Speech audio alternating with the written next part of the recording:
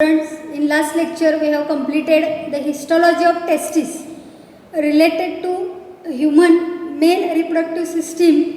The second part of that male reproductive system is the accessory sex glands, and today we are going to study the structure of accessory sex glands and which substances are secreted by those accessory sex glands, what is the role of that substances. So of today's point of discussion is accessory sex glands. As we know, there are three different accessory sex glands present in the human male reproductive system. First is this pair of seminal vesicles, a single prostate gland and a pair of Cowper's gland or bulbourethral gland. So in diagram we can see here, this is the seminal vesicle and this is seminal vesicle. So pair of seminal vesicles are present. A single prostate gland. So behind the urinary bladder, a single prostate gland is present, and below the prostate gland, in the urethral region, there are again two glands, and these two glands are called as the Cowper's glands or bulbourethral glands. So these are the three accessory sex glands, means these are secreting some chemicals which are requiring for the reproduction process or the sperm motility or sperm maturity. So here first gland, that is seminal vesicles. So a pair of lobuled glands present behind the urinary bladder. So these are the paired glands and which are present behind the urinary bladder. These are called as the seminal vesicles. So these seminal vesicles secreting a viscous fluid, and that is containing fructose, fibrinogen and prostaglandin. So this seminal vesicle is secreting a viscous fluid, एक चिकट पदार्थ त्यांच्यापासून secret केला जातो, and it is about 60% of the total volume of semen. सीमेन म्हणजे जे sexual इंटरकोर्सच्या वेळेला जे फ्लुइड मेल बॉडीमधून फिमेल बॉडीमध्ये टाकलं जातं त्याला सीमेन म्हणलं जातं, and that semen is consisting of all the secretions of this gland, seminal vesicle, prostate gland and ejaculatory Cowper's gland. So here this viscous fluid shows presence of fructose, fibrinogen and prostaglandins, and all this secretion it is constituting about 60% of the total semen. सगळ्या सेमेनमध्ये 60% वाटा हा या seminal vesicleच्या सिक्रेशनमधला आपल्याला बघायला मिळतो. So we have to study or we have to know about the fructose function, fibrinogen and prostaglandin, ह्या तिन्हींचा काय रोल आहे या रिप्रोडक्शन प्रोसेसमध्ये ते आपल्याला बघायचं आहे. So here fructose provides energy to sperms for swimming. After entering into the female genital tract, the sperms have energy to swim because they are transferring or they are swimming into the genital tract up to the ovum or egg. Female genital ट्रॅक्टमध्ये स्पर्मची entry झाल्यानंतर स्पर्मला पोहत पोहत काय करावं लागतं, जिथं ओव्हम किंवा एग आहे, जिथं फिमेल गॅमेट आहे तिथंपर्यंत जावं लागतं. तो फॅलोपियन ट्यूबमध्ये ओव्हम किंवा एग तिथं आपल्याला बघायला मिळतो. तर जेनिटल ट्रॅक्टमध्ये अंतर पार करण्यासाठी त्याला स्विमिंग करत जावं लागतं, and for swimming energy is required, and that energy to sperms is given by this fructose. So from seminal vesicle, fructose is playing a role for providing energy to the sperms for swimming. And a special characteristics of this fructose is every male showing different structure of fructose which is present in the semen. So here this fructose present in seminal fluid provides a proof for forensic test in case of rape. Every male body is showing semen, and in that semen or in the seminal vesicle secretion fructose is there, but the structure of fructose is different in different males. So fructose is used as a forensic proof in case of rape. जे एखादी रेपची घटना झालेली असेल तर rape कोणी केलेला आहे हे शोधून काढण्यासाठी जो सीमेन आहे त्या फिमेल बॉडीमध्ये आलेला, त्या सीमेनची टेस्ट केली जाते. त्याच्यामध्ये जो फ्रुक्टोज आहे तो फ्रुक्टोजची टेस्ट केली जाते, त्याचं स्ट्रक्चर काय आहे, त्याचं नेचर काय आहे, आणि जो कोण संशयित गुन्हेगार असेल त्याच्या बॉडीमधनं ते सीमेन काढलं जातं, आणि ते सीमेन आणि त्या फिमेल बॉडीच्या जेनेटल ट्रॅकमध्ये सापडलेलं सिमेन याच्यामधलं जर फ्रुक्टोज सेम असेल तर तिथं फॉरेन्सिक प्रूफ म्हणून त्या संशयित गुन्हेगाराला आपण शिक्षा करू शकतो. अशी ही ॲबिलिटी ह्या फ्रुक्टोजमध्ये आहे. Because this fructose is having a specific structure in a particular person. प्रत्येक व्यक्तीमध्ये, प्रत्येक मेल बॉडीमध्ये असणारं हे फ्रुक्टोजचं नेचर किंवा स्ट्रक्चर हे वेगवेगळं असतं. And therefore the fructose present in the seminal vesicle or secreted by the seminal vesicle is providing a forensic proof for the this forensic test in case of rape. म्हणजे rape केसमध्ये आपल्याला हे proof म्हणून इथं वापरण्यासाठी त्याचा उपयोग केला जातो. This is the function of fructose. Firstly it is providing energy to the sperm. It is related to our reproduction system or reproduction process. But another importance of fructose, that is it is used as a forensic proof in case of rape, that you have to remember. Now the fibrinogen which is present in this semen, as we know the fibrinogen is the coagulation chemical and it helps in coagulation of semen after the ejaculation. After sexual intercourse the sperms or the semen is ejaculated in the female genital tract. Then the sperms may get outside the vaginal tract of the female reproductive tract and therefore the semen must go into the coagulation process, and for that coagulation here the fibrinogen is playing important role. म्हणजे ज्या वेळेला sexual intercourse होतो त्यावेळेला जे सीमेन आहे ते female genital ट्रॅकमध्ये गेल्यानंतर त्याचं कोॲग्युलेशन होणं गरजेचं असतं. नाहीतर तो सीमेन काय होऊ शकतो, फिमेल जेनेटल ट्रॅकमध्ये तसंच बाहेर येऊ शकतो.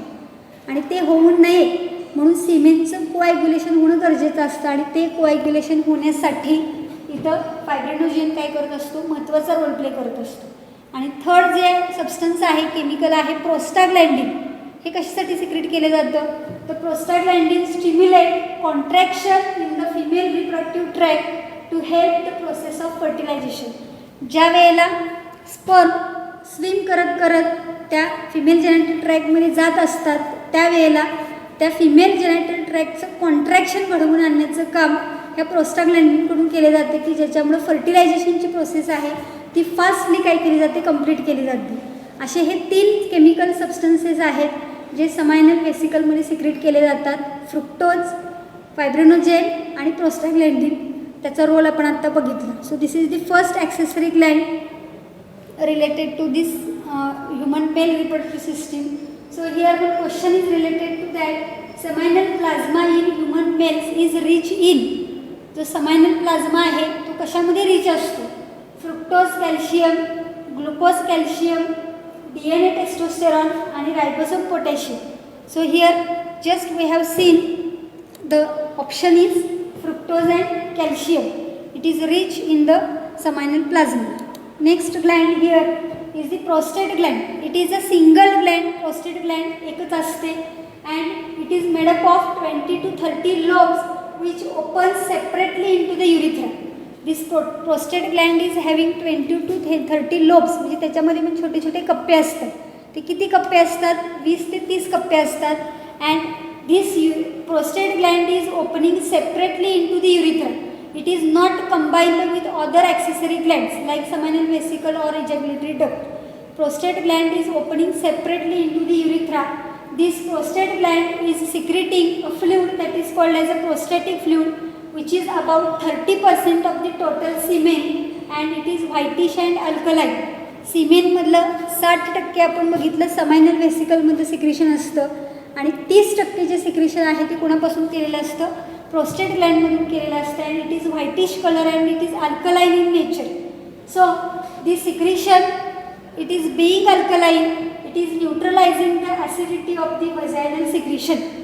ज्या वेळेला कॉप्युलेशन होतं, सेक्शुअल इंटरकोर्स होतो त्यावेळेला फिमेल जेनेटल ट्रॅकमधला जो पार्ट आहे वजायना, ज्याच्यामध्ये काही सिक्रेशन फिमेल बॉडीमध्ये सिक्रेट केले जातात and that is acidic in nature. That vaginal secretion is acidic in nature. So to reduce the acidity, to neutralize that vaginal secretion, here the prostatic fluid is acting neutralization process because because it is alkaline. So role of this prostatic fluid is to neutralize the acidity of vaginal secretion. Now at pH 6 to 6.5, sperm become motile and facilitate the fertilization process, because in acidic condition sperms are becoming non-motile and then fertilization process may not happen. So for the proper fertilization and proper motility of the sperm, pH required is 6 to 6.5, and for maintaining of this pH 6 to 6.5, the prostatic fluid, which is alkaline, it is playing important role to maintain the pH inside the female genital tract. म्हणजे female बॉडीमध्ये जो fluid आहे त्याचा pH कमी करण्याचं काम कोणाकडून केलं जातं? या प्रोस्टॅटिक फ्लूइडकडून केलं जातं. So this is prostatic gland, and last gland here is the Cowper's gland or bulbourethral gland. So these are the paired pea sized gland. Pea म्हणजे वाटाणा, वाटाण्याच्या आकाराची ग्लँड आहे, and it is situated on the either sides of the membranous urethra. युरिथ्राच्या दोन बाजूला दोन glands असतात, जसं मग अशी आपण डायग्राममध्ये बघितलं. So these are secreting alkaline viscous fluid. These Cowper's glands or bulbourethral glands are also secreting alkaline viscous fluid, and this fluid is important for here neutralizing the acidity that may be present in the penile urethra due to previous urination, and it also lubricates the vagina of the female genital tract during ejaculation and copulation. So what is the function of the fluid which is secreted by this Cowper's gland or this bulbourethral gland? First, it is neutralizing the acid which is present in the penile urethra. Penile urethra म्हणजे जो penis आहे. जर समजा sexual इंटरकोर्सच्या अगोदर युरिनेशन झालेलं असेल त्या male बॉडीमध्ये, तर some amount of urine is remaining in the penile urethra. म्हणजे त्या पेनिसमध्ये थोडंसं युरिन शिल्लक राहिलेलं असेल तर ते युरिन ॲसिडिक असतं. आपल्याला माहिती आहे urine is acidic in nature. So to neutralize the acidity of that remained urine which is present in the urethra, this secretion, which is alkaline viscous fluid secreted by Cowper's gland, is responsible for neutralizing the acids present in the urethra before copulation, and then it is also lubricating the vagina. त्या vagina म्हणजे female जेनायटल ट्रॅकमध्ये घर्षण होऊ नये म्हणून लुब्रिकेशनचं काम काय करण्याचं केलं जातं?